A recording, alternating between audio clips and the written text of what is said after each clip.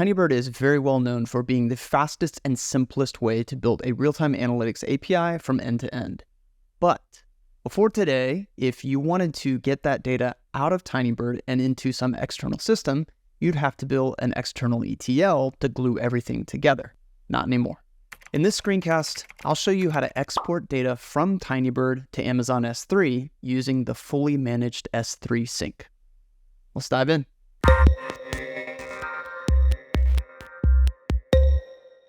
So here I am in the Tinybird UI, and I have this workspace with a very simple data project. Now, let's maybe assume that I've got some web analytics SaaS with some different clients, and I have this raw events data source that's collecting web clickstream data from all the client websites. And then I'm using a pipe to parse the JSON payloads, write that to a materialized view. And then I have a couple of pipes that I've published as APIs for some typical web analytics metrics. These APIs could be used to power a customer-facing dashboard in my web analytics SaaS, for example. And these APIs are kind of like a source of truth. This is the data that my customers will see in their dashboards. And so if I'm going to get these web analytics metrics in some other data system for internal reporting or some other analytics use case, then I want it to match this source of truth. And that's where the S3 sync comes in. Because with it, I can export the results of this pipe into an S3 bucket, and then I have that same data in that bucket that I can use in external systems. So what we're going to do is we're going to write a file to S3 of the page view counts for every client for every day in this Tinybird data. Let me show you how to do that. So the first thing we're going to do is duplicate this page views pipe that has been published as an endpoint. And I'm just going to append S3 to the pipe name so that I know what's what. Then I'm going to modify this SQL a bit. So instead of passing all these query parameters, I'm going to add a column to group the count by the start of each day. And then I'm going to filter to only include data from the 24 hours before when I run this sync job with buffer time so that the job has some time to run because it happens asynchronously. Now, instead of creating an API endpoint, I'm going to create a sync. In this case, I'll create an S3 sync. So there are a few steps here to creating this sync, and the first is to give Tinybird permission to write to an S3 bucket. We're going to do that in the IAM service in the AWS console. First, Tinybird is going to help us write our access and trust policies, so we need to supply the bucket name and the region where we're hosting our S3 bucket.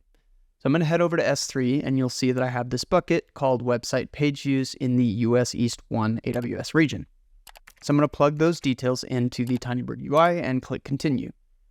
Now we need to create an access policy in AWS, which will allow Tinybird to access our S3 bucket.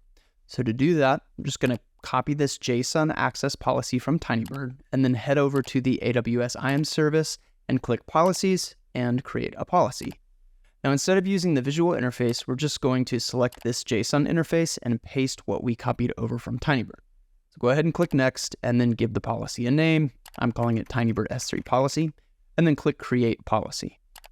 Next, we need to create an AWS IAM role. So we'll click Roles, and then Create Role. And then we're going to head back to Tinybird and copy over the trust policy JSON. And then in the AWS console, we'll select a custom trust policy, paste in that JSON, click Next. We're going to find that policy we just created and attach it to the role. Click Next, and then give the role a name, and then click Create Role. And because we're going to need it in the next step, let's go ahead and copy the ARN for that role.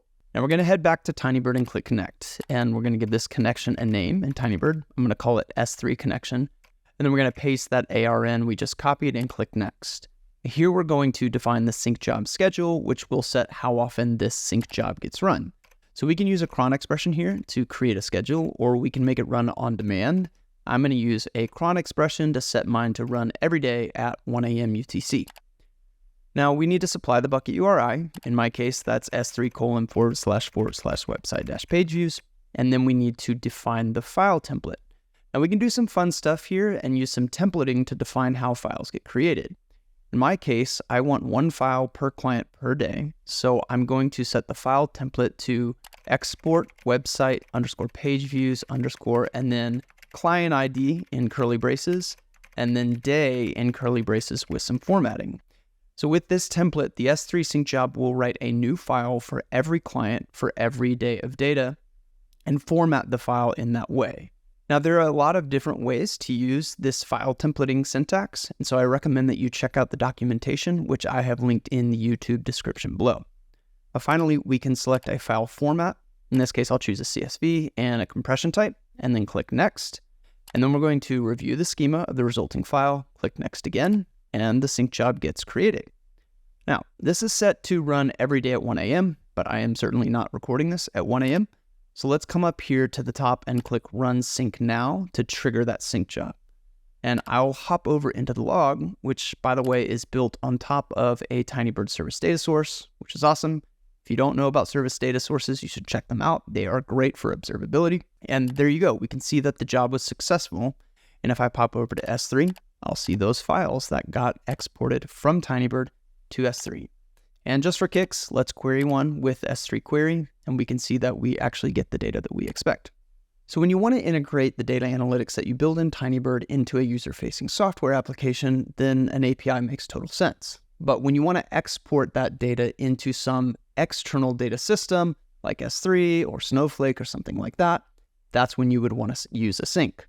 For now, you can use the S3 sync, but keep an eye out for more syncs in the future. Now, to learn more about the S3 sync, please check out the documentation. I have linked to it below in the YouTube description. And also note that I've used the UI workflow in this screencast, but there's also a great workflow in the CLI, and you can find that in the documentation. And also, if you have questions about the S3 sync or about Tinybird in general, and you want to talk to a real person, you can always find us in our public Slack community.